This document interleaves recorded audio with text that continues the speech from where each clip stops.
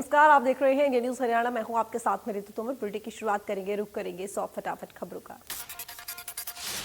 PM Narendra Modi ने नए संसद भवन पर लगे अशोक स्तंभ का अनावरण कर दिया है। इस मौके पर पीएम के साथ लोकसभा अध्यक्ष ओम बिरला, केंद्रीय मंत्री हरदीप सिंह पुरी भी मौजूद रहे। पीएम ने वहां लगे 2 लीवर खींचकर अशोक स्तंभ का अनावरण किया। कांसे से बने अशोक स्तंभ की ऊंचाई 20 फीट और वजन 9500 किलोग्राम है। अशोक स्तंभ के अनावरण के बाद पीएम ने नए संसद भवन के निर्माण कार्य में लगे श्रमजीवियों से बात की। पीएम ने बातचीत का वीडियो अपने ट्विटर अकाउंट पर शेयर किया है। पीएम ने करीब 2 मिनट तक लोगों से बातचीत की। हरियाणा की 94 साल की भगवानी देवी डागर ने फिनलैंड में विश्व मास्टर्स एथलेटिक्स चैंपियनशिप 2022 में भारत के लिए 1 स्वर्ण और 2 कांस्य पदक जीते हैं। भगवानी देवी ने सीनियर सिटीजन कैटेगरी में 100 मीटर रेस में गोल्ड जीता। साथ ही शॉटपुट यानी गोला फेंक में भी और भाला फेंक में भी ब्रॉन्ज मेडल हासिल किया। मनोहर लाल ने फिनलैंड में स्वर्ण सहित 3 पदक जीतने पर भगवानी देवी को बधाई दी है। लिखा, आपकी उपलब्धि युवाओं में जोश भरने का कार्य करेगी। विधानसभा के लिए चंडीगढ़ में जमीन देने की घोषणा के बाद जारी जुबानी जंग के बीच शिक्षा मंत्री कंवरपाल गुर्जर ने कहा कि हरियाणा को तो विधानसभा के लिए जमीन की जरूरत है, इसीलिए इसकी मांग की गई है। उन्होंने कहा कि पंजाब के पास तो अच्छी कैपेसिटी की विधानसभा है। अगर उन्हें नई विधानसभा भवन बनाना है तो हम पंजाब विधानसभा भवन हरियाणा के लिए ले लेते हैं, वे चाहे तो नया बना ले। केंद्रीय राज्य मंत्री कृष्णपाल गुर्जर ने चंडीगढ़ में विधानसभा भवन बनाने को लेकर कहा कि चंडीगढ़ पंजाब और हरियाणा दोनों का साझा है। हरियाणा सरकार नया विधानसभा भवन बनाना चाहती है। उन्होंने कांग्रेस और भूपेंद्र सिंह हुड्डा पर निशाना साधते हुए कहा कि हुड्डा प्रदेश के 10 साल मुख्यमंत्री रहे और केंद्र में भी उनकी सरकार रही। उन्होंने उस वक्त दावा मजबूत क्यों नहीं किया था।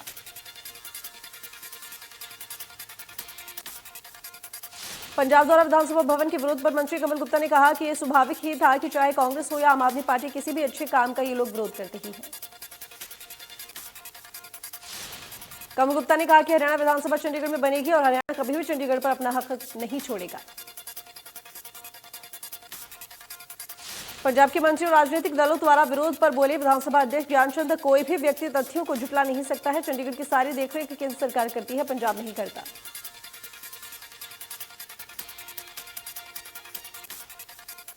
विधायकों की सुरक्षा बहुत अहम है, इसको लेकर कोई भी अनदेखी हम नहीं कर सकते हैं। हमारे विधायकों को मारने की धमकियां मिली हैं और इसको लेकर डीजीपी को निर्देश दिए गए हैं।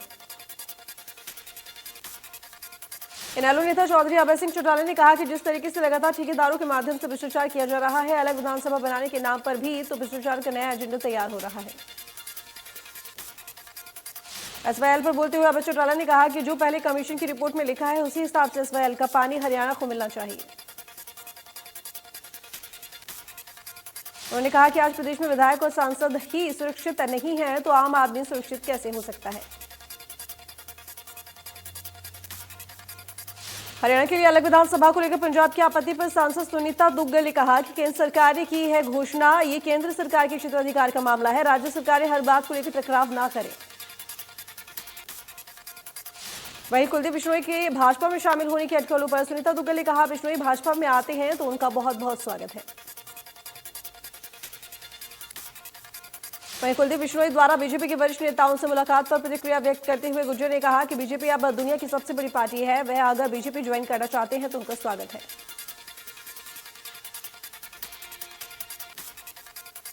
दिल्ली प्रदेश कांग्रेस प्रभारी विवेक बंसल ने कुलदीप बिश्नोई को लेकर कहा कि कुलदीप बिश्नोई को लेकर सोनिया गांधी से बात की जाएगी और अब कांग्रेस बड़ी कार्रवाई करेगी। प्रभारी विवेक बंसल ने आगे कहा कि कुलदीप बिश्नोई के जाने से पार्टी को फर्क जरूर पड़ेगा। राज्यसभा में हार का कारण भी कुलदीप बिश्नोई है। हमने उन्हें काफी मान सम्मान दिया है, लेकिन बिश्नोई को ऐसा नहीं करना चाहिए था। हरियाणा में नगर निगम चुनावों के लिए आम आदमी पार्टी ने अपनी तैयारियां जोर शोर से शुरू कर दी हैं। अंबाला के मटेरी गांव में पार्टी ने ग्रामीण अंचल के लिए दफ्तर खोला। दफ्तर का उद्घाटन राज्यसभा सांसद सुशील गुप्ता ने किया। नरवाना नगर परिषद में नवनिर्वाचित चेयरपर्सन मुकेश रानी और 23 पार्षदों का शपथ ग्रहण समारोह हुआ। एसडीएम नीरज ने नवनिर्वाचित चेयरपर्सन समेत 23 पार्षदों को पद और गोपनीयता की शपथ दिलाई। नगर परिषद जिंद के नवनिर्वाचित प्रधान डॉक्टर अनुराधा सैनी ने सोमवार को विधिवत रूप से शपथ लेकर अपना कार्यभार संभाल लिया है। उनके साथ नवनिर्वाचित पार्षदों ने भी शपथ ली है। कैथल में आज नवनिर्वाचित चेयरमैन और पार्षदों का शपथ समारोह का आयोजन हुआ, जिसमें 31 पार्षदों सहित नवनिर्वाचित चेयरपर्सन सुरभि गर्ग ने शपथ ली।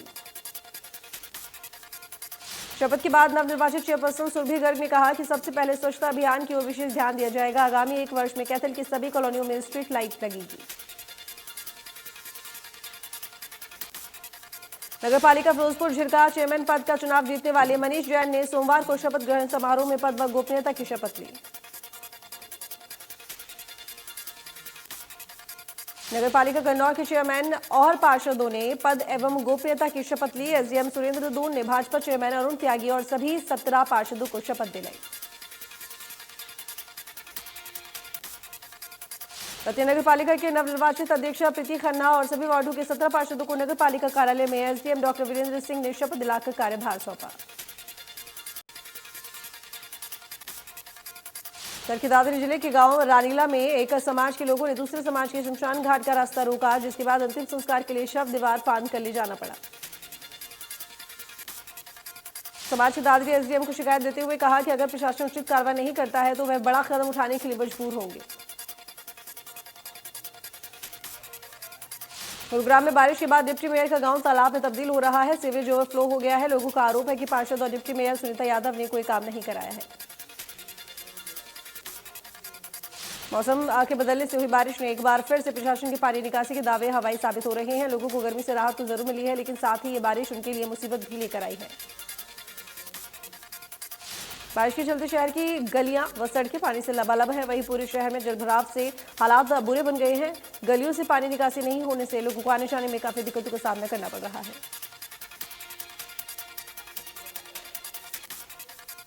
फरीदाबाद में प्रशासन के दावे एक बार फिर धरातल पर धाराशाही हो गए हैं। थोड़ी देर की बारिश में शहर की सड़कें गली मोहल्ले पानी हो गए हैं, जिससे लोगों में काफी रोष है। बल्लभगढ़ की महावीर कॉलोनी के लोग नाले के ओवरफ्लो से बेहद परेशान हैं। लोगों का आरोप है कि कई बार शिकायत करने के बाद भी इस नाले की सफाई नहीं हुई है, जिसके चलते उनका जीना मुहाल हो रहा है। मानेसर के गांव कुकड़ोला में पिछले 10 दिनों से पानी की आपूर्ति नहीं हो पा रही है। शिकायतों के बावजूद भी निगम के अधिकारी ध्यान नहीं दे रहे हैं।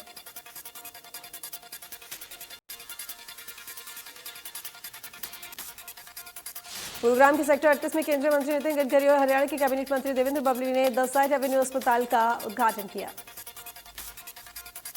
ये गुरुग्राम का पहला एकमात्र निजी अस्पताल है जो आधुनिक उपकरणों से लैस होगा। केंद्रीय मंत्री नितिन गडकरी ने अस्पताल में लगी हाईटेक मशीनों का अवलोकन किया।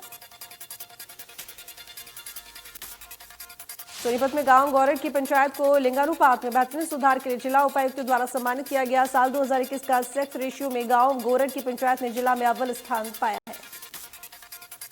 सोनीपत के गांव गौरड में लिंगानुपात में बेहतरीन सुधार हुआ है। यहाँ 1000 लड़कों पर 1470 लड़कियों ने जन्म लिया है। गांव के सरपंच का कहना है कि ये क्षण हमारे लिए गर्व की बात है। स्वास्थ्य विभाग के कर्मचारियों ने कोरोना काल में भर्ती किए गए कर्मचारियों को हटाने के विरोध में आज सिरसा के नागरिक अस्पताल परिसर में विरोध प्रदर्शन किया। प्रदर्शनकारी कर्मचारियों ने सिरसा के सीएमओ डॉक्टर मनीष बंसल के खिलाफ जमकर नारेबाजी भी की। कर्मचारियों की मांग है कि कोविड-19 के दौरान जो कर्मचारी हटाए गए थे, सरकार व प्रशासन जल्द इन कर्मचारियों को बहाल करे। घामडोज टोल को लेकर समस्याएं कम होने का नाम नहीं ले रही है। जहां एक तरफ तो संघर्ष समिति दावा कर रही है तो 25 गांव का टोल फ्री कर दिया गया है, वहीं टोल कर्मचारी रियायत देने से कतरा रहे हैं। कर्मचारियों का कहना है कि उनके पास कोई भी आदेश नहीं है। टोल को लेकर लोगों से बदतमीजी करने तक उतारू हो जाते हैं। वहीं दूसरी तरफ टोल पर अब पास बनाने भी बंद कर दिए गए हैं, जिससे लोगों को परेशानी हो रही है। साइबर सिटी गुरुग्राम में बरसात के मौसम की शुरुआत होते ही डेंगू और मलेरिया से बचने के लिए गुरुग्राम नगर निगम द्वारा गुरुग्राम के अलग अलग इलाकों में फॉगिंग की जा रही है। गुरुग्राम के सीआईडी कार्यालय व पंचायत भवन में फॉगिंग की गई। जिन जगहों पर मच्छरों की तादाद ज्यादा होने पर शिकायत नगर निगम में दर्ज कराई गई। नानौद कस्बे के श्रीराम अस्पताल में आज हिसार के विशेषज्ञ डॉक्टरों द्वारा एक विशाल मुफ्त मेडिकल कैंप का आयोजन किया गया, जिसमें सैकड़ों मरीजों की जांच की गई और मुफ्त में दवाइयां भी दी गई। इस दौरान डॉक्टर अविरा चौधरी व डॉक्टर प्रवेश गोयल ने कहा कि हमें अपने खान पान पर ध्यान देना चाहिए और प्रतिदिन आधा घंटा व्यायाम जरूर करना चाहिए ताकि पूरे शरीर में रक्त संचरण अच्छी तरह से हो सके। इंद्र की भीमराव अंबेडकर हर्बल पार्क से वन विभाग ने पौधारोपण कार्य का शुभारंभ किया। विधायक राम कुमार कश्यप एवं एसडीएम डॉक्टर आनंद शर्मा ने पौधारोपण कर पर्यावरण का संदेश दिया। एनीमिया भारत मुक्त अभियान की शुरुआत इंद्री गर्ल्स स्कूल से जिला स्तर पर की गई। कार्यक्रम में करनाल के उपायुक्त अनिश यादव मौजूद रहे। उन्होंने कहा कि अभियान में कोताही बर्दाश्त नहीं की जाएगी। कुरुक्षेत्र के छोटा बाजार स्थित एक कपड़े की दुकान में 2 अज्ञात युवकों ने आग लगाकर मौके से फरार हो गए। पूरी घटना दुकान में लगे सीसीटीवी कैमरे में कैद हो गई। दुकानदार के अनुसार लगभग 1 से 1.5 लाख रुपए का माल जलकर राख हो गया। गुरुग्राम में एक्साइज विभाग और सीएम फ्लाइंग की ज्वाइंट टीम ने अवैध रूप से चल रहे 3 हाथों पर मारी रेड। बिना परमिशन के चल रहे थे हाथे। सीएम फ्लाइंग की टीम ने बादशाहपुर एरिया में अपना अड्डा और खोपचरान के अहाते को किया सील, तो वहीं सदर थाना एरिया में लिकर एंड के नाम से चल रहे अवैध अहाते को सील कर मामला दर्ज कर दिया है। कुड्री में हैफेड के 2 गोदामों में जिला प्रशासन की टीम ने छापेमारी कर कार्रवाई की। हैफेड गोदाम में कम वजन के गेहूं के 611 बैग बरामद किए गए हैं। इनमें तय मात्रा से करीब 22 किलो कम गेहूं मिला है। सीटीएम गुलजार अहमद ने बताया कि टीम को पाए रोड पर स्थित हैफेड के गोदाम में 611 बैग ऐसे मिले हैं जिसमें तय मात्रा से कम गेहूं भरा गया। टीम ने मौके पर ही बैग सील करने की मशीन भी बरामद की है। संजय चौक पर नवनिर्मित शोरूम में संदिग्ध हालात में गिरने से 65 साल के चौकीदार की मौत हो गई है। चौकीदार ने खुद अपने फोन से पुलिस को फोन किया, जिसके बाद पुलिस ने गंभीर हालात में चौकीदार को अस्पताल पहुंचाया। पत्नी पर चरित्र के शक के चलते कैथल के मॉडल टाउन में प्रवासी मजदूर द्वारा चाकू से गोदकर पत्नी की हत्या करने का मामला सामने आया है। मौके पर पहुंची पुलिस शव कब्जे में लेकर जांच में जुट गई है। मृतका की बेटी रीना के अनुसार उसका पिता उसकी मां के चरित्र पर शक करता था, जिस कारण दोनों के बीच अक्सर लड़ाई झगड़ा होता था और गत रात्रि उसके पिता ने उसकी मां की चाकू से गोदकर हत्या कर दी। दमकौरा में एक विवाहिता की संदिग्ध परिस्थितियों में मौत हो गई, जिसके बाद सूचना पाकर पहुंचे परिजनों ने मृतका के पति व सास पर गंभीर आरोप लगाए। मृतका के गले पर रस्सी के निशान मिले हैं। पुलिस ने परिजनों के बयान पर कार्रवाई करते हुए आत्महत्या के लिए मजबूर करने की धाराओं में केस दर्ज करते हुए जांच शुरू कर दी है। सोमवार को मृतका का चिकित्सकों के बोर्ड द्वारा पोस्टमार्टम किया जाएगा।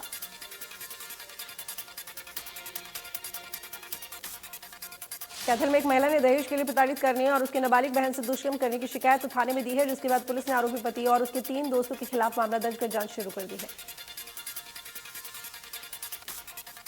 हरियाणा पुलिस की special task force STF Bahadurgarh की विशेष टीम ने कुख्यात लॉरेंस बिश्नोई गिरोह के 5 कुख्यात बदमाशों को गिरफ्तार करने में कामयाबी हासिल की है।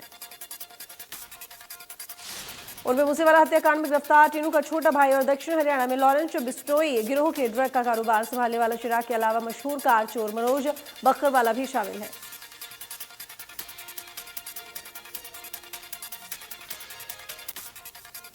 करनाल में नेशनल हाईवे तरावड़ी रबा मोड़ पर दर्दनाक सड़क हादसा हुआ। तेज रफ्तार बोलेरो ने बाइक सवार पुलिस जवान को टक्कर मार दी। हादसे में पुलिस कर्मचारी की मौत हो गई। पुलिस मामले की जांच में जुटी हुई है। करनाल के गन पार्क में दोस्तों के साथ खड़े युवक पर कुछ युवकों ने चाकू से हमला कर दिया, जिससे युवक गंभीर रूप से घायल हो गया। घायल को इलाज करने के लिए करनाल के सिविल अस्पताल में भर्ती करवाया गया। झज्जर में दिल्ली के रहने वाले एक प्रवासी व्यक्ति ने फांसी का फंदा लगाकर अपनी जीवन लीला समाप्त कर ली है। मृतक की पहचान 52 वर्षीय भारत भूषण के रूप में हुई है। 10 सालों से किराए पर रहता था मृतक।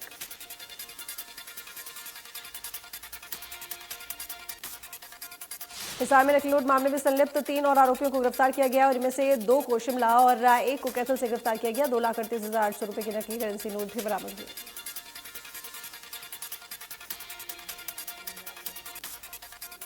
सीएम फ्लाइंग और नगर परिषद की संयुक्त टीम द्वारा रेवाड़ी में पतंग बनाने वाले दुकानदारों पर छापेमारी की गई। नगर परिषद की टीम ने करीब 50 किलो पॉलिथीन से बनी पतंग को जब्त किया। वहीं 2 दुकानदारों के 25-25 हजार और एक का 10,000 का चालान भी काटा गया। कासन गांव के किसानों का जमीन अधिग्रहण विरोध के मामले में पिछले 20 दिनों से अनिश्चितकालीन धरना चल रहा है। किसान जमीन देने के लिए तैयार नहीं है। करनाल में डीजीपी द्वारा की गई तोड़फोड़ के 2 दिन बाद विरोध थमता दिखाई नहीं दे रहा है। पीड़ितों को केवल आश्वासन दिया जा रहा है। कहा मुआवजा नहीं मिला तो 14 जुलाई से धरने पर बैठेंगे। होटल के वार्ड नंबर 10 में चरमराई सफाई व्यवस्था को लेकर वार्ड पार्षद ने खुद परिवार के साथ मिलकर कूड़ा उठाया। पार्षद ने कहा कि नगर परिषद से उसको सफाई के लिए कोई मदद नहीं मिल रही है। पंचकुला के रहने वाले 8 साल के बच्चे अभियुक्त को इंटरनेशनल क्रिकेट खिलाड़ियों का सामान बनाने वाली कंपनी ने स्पॉन्सर किया है। इतनी छोटी उम्र में क्रिकेट इक्विपमेंट स्पॉन्सरशिप पाने वाले खिलाड़ी बने अभियुक्त। इंडियन नेशनल क्रिकेट टीम के खिलाड़ियों को स्पॉन्सर करने वाली कंपनी ने अभियुक्त को चुना है। अमरनाथ गुफा के पास शुक्रवार को आए सैलाब में लापता लोगों की तलाश जारी है और इसी बीच अमरनाथ यात्रा फिर से शुरू हो गई है। जम्मू बेस कैंप से पवित्र गुफा के दर्शनों के लिए नए जत्था रवाना हो गया है। देश के कई हिस्सों में तेज बारिश ने तबाही मचा दी है। कई जगहों पर तो पानी इतना भर गया है कि बाढ़ जैसे हालात हो गए हैं। वहीं महाराष्ट्र में पिछले 24 घंटे लगातार बारिश हो रही है, जिसमें करीब 9 लोगों की जान चली गई है। रिपोर्ट के मुताबिक महाराष्ट्र में 1 जून से अब तक कुल 76 लोगों की मौत हो चुकी है। कुंडलिका समेत राज्य की कई नदियां खतरनाक स्तर के पार कर चुकी है। महाराष्ट्र में बारिश के कारण 838 घर क्षतिग्रस्त हो गए हैं। वहीं लगभग 4916 लोगों को सुरक्षित स्थानों पर पहुंचाया गया है। आपदा प्रबंधन विभाग और पुनर्वास विभाग द्वारा 35 राहत शिविर बनाए गए हैं। कई राज्यों में लगातार हो रही भारी बारिश ने आम जनजीवन को प्रभावित कर दिया है। दिल्ली एनसीआर वालों को भी मिली गर्मी से राहत। गुजरात में भारी बारिश के चलते कई इलाकों में बाढ़ जैसे हालात हो गए हैं। निचले इलाकों में पानी घुसने से वलसाड में लोगों को काफी दिक्कतों का सामना करना पड़ रहा है। भगोड़े कारोबारी विजय माल्या के खिलाफ मानव मामले में सुप्रीम कोर्ट ने सोमवार को सजा सुना दी है और इसके तहत माल्या को 4 महीने की जेल और 2000 रुपए का जुर्माना भरना होगा। साथ ही कोर्ट ने माल्या से ब्याज के साथ $4 करोड़ की रकम 4 सप्ताह के भीतर जमा करने का आदेश भी दिया है। मामले की सुनवाई justice UU Lalit, Ravindra S Bhat और पीएस नरसिम्हा की बेंच ने की। भारत में पिछले 24 घंटों में कोरोना के 16,678 नए मामले सामने आए हैं। वहीं इस दौरान 26 मरीजों की मौत हुई है। देश का डेली पॉजिटिविटी रेट 2.35% दर्ज किया गया है। हरियाणा में पिछले 24 घंटे में कोरोना के 269 नए मामले सामने आए हैं और 456 मरीजों ने कोरोना को मात दी है। गुरुग्राम में पिछले 24 घंटों में कोरोना के 136 नए मामले सामने आए हैं, जबकि 206 मरीजों ने कोरोना को मात दी है। फरीदाबाद में पिछले 24 घंटे में कोरोना के 21 मरीजों की पुष्टि हुई है और 37 मरीजों ने कोरोना को मात दी है। श्रीलंका में आर्थिक संकट के चलते देश भर में हो रहे विरोध के बीच राष्ट्रपति गोटबाया राजपक्षे ने आधिकारिक तौर पर पीएम रानिल विक्रमसिंघे को सूचित किया है। वे पहले की घोषणा के अनुसार इस्तीफा देने जा रहे हैं। श्रीलंका के राष्ट्रपति भवन पर को प्रदर्शनकारी छोड़ने को तैयार नहीं है। उनका कहना है कि जब तक गोटबाया राजपक्षे राष्ट्रपति के पद से इस्तीफा नहीं देते, तब तक राष्ट्रपति भवन उनके कब्जे में रहेगा। श्रीलंका में भीड़ का तांडव लगातार बढ़ता जा रहा है। दिन में प्रदर्शनकारियों ने राष्ट्रपति के आवास पर कब्जा कर जमकर उत्पात मचाया। रूस और यूक्रेन के बीच चल रहे युद्ध अभी तक जारी है। पिछले 2-3 महीने से लगातार तबाही का मंजर फैला हुआ है और सैकड़ों लोग अपनी जान गंवा चुके हैं। पूर्वी यूक्रेन के डोनेस्क क्षेत्र में स्थित चैसेव यार शहर के 5 मंजिला भवन पर रविवार को रूस की तरफ से किए गए रॉकेट हमले में 15 लोग मारे गए, जबकि 20 लोग उसके मलबे में फंस गए हैं। क्षेत्रीय आपात सेवा ने बताया कि मलबे में फंसे लोगों को निकालने का काम जारी है। देश के कई मोर्चे पर यूक्रेनी सैनिक रूसी सेना को रोकने का प्रयास कर रहे हैं।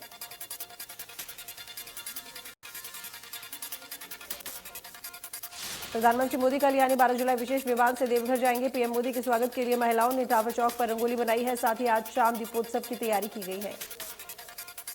देवघर के टावर चौक से वीर कुंवर सिंह चौक तक 1 लाख दिए जलाए जाएंगे। वहीं सीएम हेमंत सोरेन भी कल पीएम मोदी के आगमन की तैयारी का जायजा लेने के लिए देवघर पहुंचे। उन्होंने पीएम मोदी सुरक्षा को लेकर कई निर्देश भी दिए हैं। अक्षय कुमार ने अपनी आगामी फिल्म कैप्सूल गिल की शूटिंग शुरू कर दी है। ये एक रियल लाइफ स्टोरी है और अब फिल्म से उनका फर्स्ट लुक लीक हो गया है, जिसमें अक्षय सरदार अवतार में नजर आ रहे हैं।